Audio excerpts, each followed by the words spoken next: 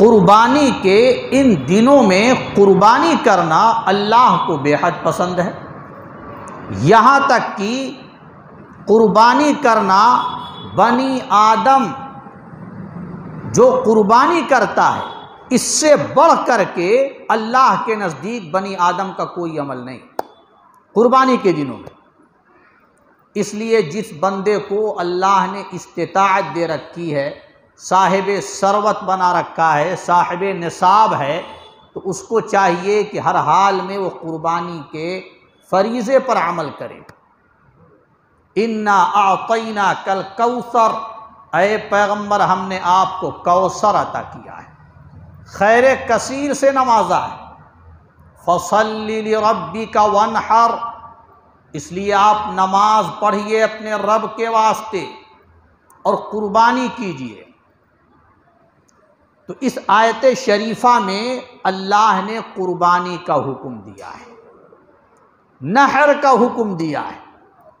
नमाज भी पढ़नी है और कुर्बानी का अमल भी करना है। और याद रखिए ये बात कि कुर्बानी के दिनों में ही होगी। दिन निकल जाएंगे, औकात निकल जाएंगे, तो वो आपकी कुर्बानी नहीं कहलाएगी। बकरे को या कटरे को ज़बह करके गोश्त खाना ये कहलाएगा। ये एक इबादत है, ये इबादत अपने एक वक्त के साथ मखसूस है। आप मखसूस वक्त में ये इबादत अंजाम देंगे तो ये इबादत बनेगी, और अगर वक्त निकल जाएगा तो फिर ये इबादत नहीं बन सकेगी। गया वक्त फिर हाथ आता नहीं, मरा बैल फिर घास खाता नहीं। पूरे साल कटरे ज़बह करते हैं कि नहीं करते हैं? आप कुर्बानी करते हैं कि नहीं करते हैं? करते हैं, खूब शौक़ से करते हैं।